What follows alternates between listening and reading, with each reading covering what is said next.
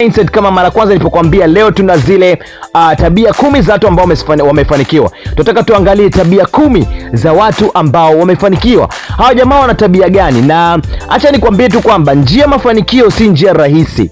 As I told you, ni njia ambayo ina milima na mabonde, ni njia ambayo yenye misukosuko mingi, so lazima uweze kupambana nayo, uweze kufikia mafanikio. Na ili kuweza kuzikonka hizo njia zote, ni hizi tabia ambazo lazima uzidevelop kwenye akili yako, kwenye maisha yako, kwenye lifestyle yako, ili uweze kufikia malengo na kufanikiwa. Watu ambao wamefanikiwa ambao unawaona sasa hivi, right, kwenye dunia hii, Bill Gates. Ukija hapa Afrika kuna Dangote, kuna Mo Dewji, kuna Reginald Mengi. Hawa wote wanashare hizi tabia.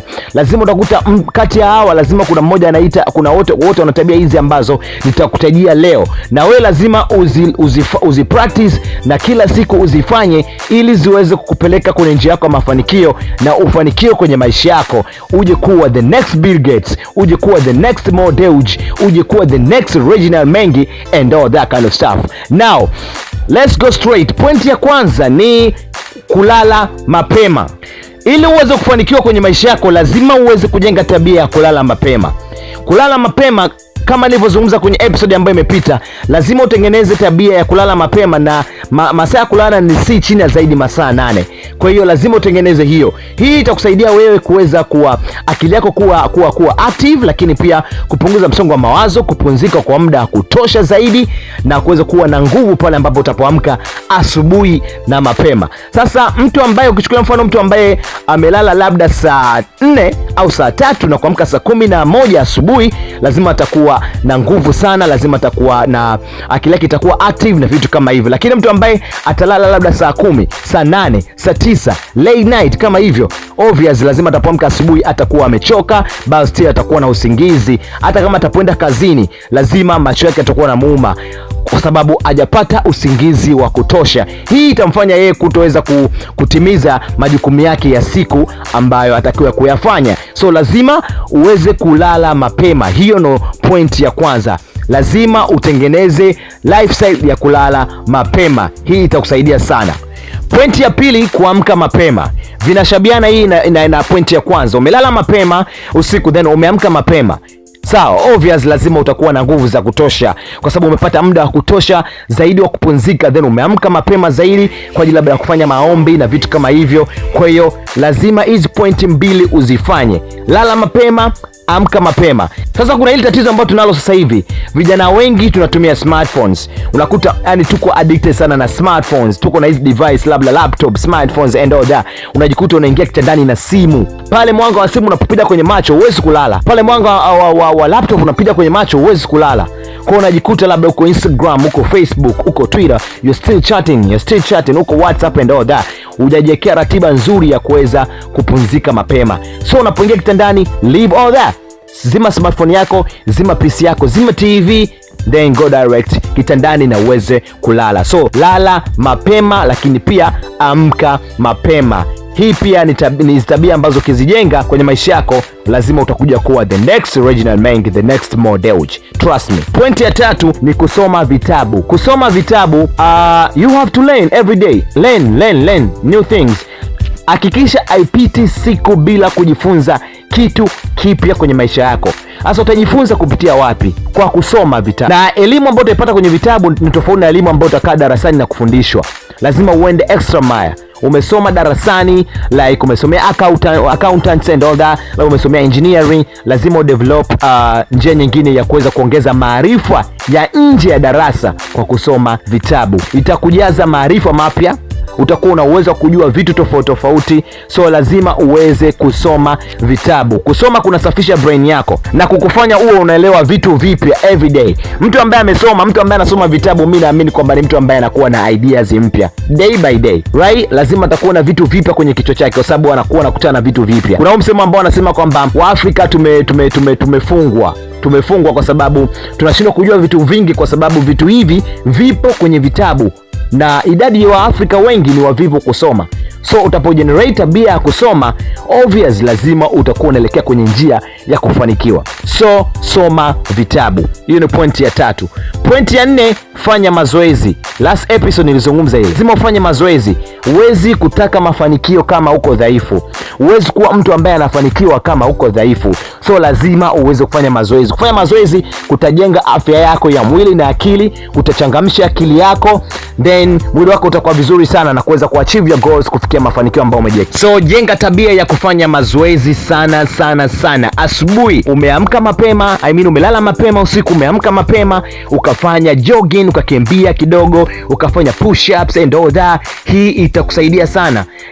Itakupeleka zaidi kwenye njia mafanikio ambayo wewe unayahitaji. Akili yako itakuwa active, right? Umefanya mazoezi, unauchangamsha mwili, umesweat, piga push up, kimbia, fanya jogging, kimbia kidogo na nini, fanya stretching, fanya mazoezi ya viungo na vitu kama hivyo, then this will help you. So hakikisha unajenga hii tabia ya kufanya mazoezi in case kama unataka kuwa mtu ambaye utafanikiwa baadaye. Na hii ni kitu ambacho pia most successful people wanafanya, this habit or this behavior. So you have to do this. Na point ya 5 inasema kwamba jifunze kutengeneza ratiba na kuifuatilia ratiba. Kuna watu ambao wanaishi just randomly. They don't know what they're supposed to do after 5 minutes or 10 minutes or after 1 hour or after 2 hours and all that. So lazima utengeneze ratiba ya vitu ambavyo unataka kuvifanya na lazima uifuatilie. Yani unaweka ratiba yako kwamba muda fulani hadi muda fulani nafanya kitu fulani, muda fulani hadi muda fulani nafanya kitu fulani, na lazima uhakikishe unaifuata hiyo ratiba yako ambayo umeipangilia. So tengeneza ratiba, then ifuatilie ratiba yako. Kuna vitu ambavyo vitaweza kuingia kwenye ratiba yako, hivyo ni vitu extra, so usivipe priority sana. So hakikisha unatengeneza ratiba na ujue kuanzia muda fulani nataka kufanya nini. Nimeamka asubuhi, natakiwa what's next baada ya kuamka, natakiwa kufanya nini? Labda ni kuomba, kufanya prayers au kufanya kitu fulani, labda kuna kufanya mazoezi. Lazima utengeneze ratiba yako na hakikisha unaifuatilia hiyo ratiba. Usiishi tu randomly just like that. That is bad. Na point ya 6 ninasema kwamba usikate tamaa na usiahirishe jambo. Una malengo, you have goals, then why unakata tamaa? Kuna vitu ambavyo kwenye njia mafanikio za Toji, ili usikufanikiwa kwenye road ya hii mafanikio, lazima utakutana na changamoto nyingi. Maybe hizo changamoto they can just pull you down, so you have to get back up. Hizo changamoto they will make you fail, then you have to get back up no matter what. Na uhakikishe kwamba hauahirishi hicho ambacho umekipanga kukifanya. Kwenye timetable yako pale kuna ratiba yako ambayo umeipangilia, labda unatakiwa kufanya jambo fulani kwa muda fulani, then you are like siwezi kufanya hiki kitu, maybe nimechoka and all that. Usiahirishe hilo jambo. So hakikisha usikate tamaa. In case you want to be a more successful person kama walivyo wengine kina Mo Dewji and all that, lazima utengeneze tabia ya kutokata tamaa. Never ever give up. Point ya 7, weka malengo na jifunze kuyafuatilia. You have to take your pen, your diary or your notebook, just write down malengo yako. What are your goals? Unataka nini kwenye maisha yako? Unataka kuachieve nini kwenye maisha yako? Then utakuwa unayafuatilia day by day. Baada ya kuachieve moja, then you put a tick, you go to the next. So utapoandika malengo yako, your goals, this will help you kukumbuka what you are supposed to do next.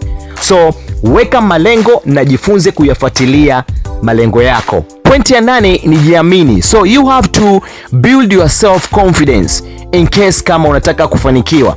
Lazima utengeneze hii habit ya kujiamini. Just build your self confidence and reach to your goal. Na hiki ni kitu ambacho nizungumza kwenye episode ambazo zimepita, right? Lazima utengeneze self confidence ili uweze overcome, ili uweze kufanikiwa kwenye maisha yako. Kuna a lot of things ukutana nazo kwenye barabara ya mafanikio, kwenye barabara ambayo inakupeleka kwenye mafanikio. Milima, mabonde, chuki za watu and all that. So you have to build your self confidence na kujiamini. Don't let anybody tell you that you cannot do what you're doing. Believe yourself. Just believe yourself. Have self confidence and uweze kufanikiwa. Na ukitengeneza hii tabia ya 8 ya kujiamini, itakupeleka kwenye njia mafanikio zaidi na kufanikiwa. Na pointi ya 9 ni jitume zaidi. Sasa tumeona umeamka asubuhi mapema, unalala mapema, unaamka mapema, unaweka your goals, malengo yako umeandika, what you want to do in your life and all that. Unafanya mazoezi, unajituma every day. You have that dream. So umesha plan yote hayo, usheka timetable yako, kila kitu timetable yako pale ipo na unaifuatilia. Then kwa sababu una relax, lazima ujitume zaidi. keep on pushing your goals, keep on pushing malengo yako uweze kufanikiwa na kufika kwenye maisha yako yale ambayo unahitaji kuyaishi, right? So jifunze vile vile kusukuma zaidi, kujituma zaidi malengo yako na uweze kufanikiwa. Na pointi ya mwisho ni saidia wengine. Lazima utengeneze tabia ya kusaidia wengine. Watu ambao wamefanikiwa, my brother, wana hiki kitu. Unakuta mtu ambaye amefanikiwa anaenda labda kwenye vituo vya watoto yatima, wanatoa msaada, wanakuwa na hizi foundation za kusaidia jamii ambazo zinazozunguka. Tumeona juzi hapa kwenye latest info nilikuletea story ya LeBron James ambaye amesaidia kutengeneza shule kwa ajili ya wanafunzi, kwa ajili ya watu wake wa Akron, Ohio.